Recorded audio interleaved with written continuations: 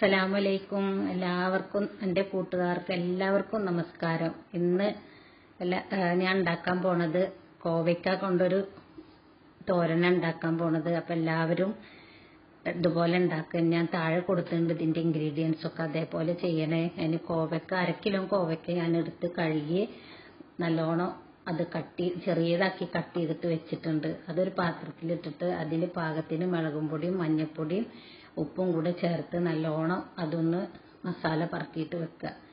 ഇനി ഒരു ചട്ടി അടുപ്പത്ത് വെച്ചിട്ട് ആ ചട്ടി ചൂടാവുമ്പോൾ അതിലേക്ക് വെളിച്ചെണ്ണ പാകത്തിന് ഒഴിച്ചു കൊടുത്തിട്ട് കടുകും കൂടെ ചേർത്ത് അത് പൊട്ടി വരുമ്പോൾ ഉണങ്ങിയ മുളകും ചുവന്നുള്ളി വെളുത്തുള്ളിയും കൂടെ ഞാൻ ഇതിൽ ചതച്ചിട്ട് ഇടുന്നത്.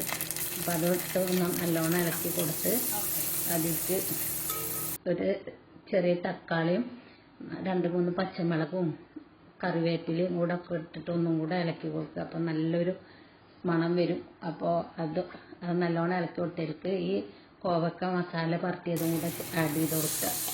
ഇനി അത് 2-3 പ്രാവശ്യമായിട്ട് നല്ലോണം ഇളക്കി കൊടുത്തതിന് ശേഷം അത് നമുക്ക് മൂടി വെക്കാം. ഇപ്പോൾ ഒരു 5 മിനിറ്റ് ഇനി ചെറിയ തീയിലാക്കിയിട്ട് മൂടി വെച്ചാൽ ഏകദേശം വെന്ത് കിട്ടും.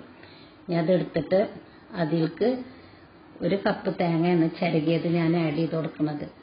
അത് ചതക്കും അരക്കൊന്നും വേണ്ട, അത് അങ്ങനെ തന്നെ ഇട്ട് കൊടുത്താൽ മതി, തേങ്ങ ചിരകിയത്. എന്നിട്ട് നല്ലോണം ഇളക്കി കൊടുത്തിട്ട് ചെറിയ തീയിൽ 5 മിനിറ്റും കൂടെ അത് ചെറിയ തീയിൽ തന്നെ വെക്കണം കേട്ടോ. ഇനി ഞാനിതിൽ അടുത്തൊരു സ്റ്റെപ്പ്, അത് വേണമെന്നുള്ളവർ മാത്രം അത് ഇട്ടാൽ മതി. കോഴിമുട്ടയും കൂടെ ആഡ് ചെയ്ത് കൊടുക്കുന്നുണ്ട്. എന്നിട്ട് നല്ലോണം ഇളക്കി നല്ല ഡ്രൈ ആക്കിയിട്ട് എടുക്കുക. ഇത് വേണമെന്നുള്ളവർക്ക് മാത്രമേ ഇടാൻ പാടുള്ളൂ കേട്ടോ, ഇല്ലെങ്കിൽ ഇതല്ലേ.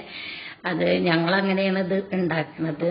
അപ്പോൾ ഇങ്ങനെ ഉണ്ടാക്കുമ്പോൾ ഈ തോരൻ നല്ല ടേസ്റ്റാണ്. അപ്പോൾ ഇത് നമുക്ക് സലാഡായിട്ടും ഉപയോഗിക്കാൻ പറ്റും, ചപ്പാത്തിക്കും പൊറോട്ടയ്ക്കൊക്കെ. ചോറിൻ്റെ കൂടെ തോരനായിട്ട് ഉപയോഗിക്കുക.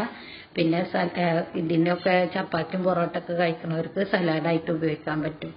അപ്പോൾ എൻ്റെ ചാനൽ കാണാത്തവരൊക്കെ ഉണ്ടെങ്കിൽ കണ്ടിട്ട് ഇഷ്ടപ്പെട്ടിട്ടുണ്ടെങ്കിൽ എല്ലാവർക്കും ഷെയർ ചെയ്യാൻ മറക്കരുത്. സബ്സ്ക്രൈബ് ചെയ്യാത്തവരുണ്ടെങ്കിൽ ഒന്ന് ചെയ്തേക്കണം കേട്ടോ.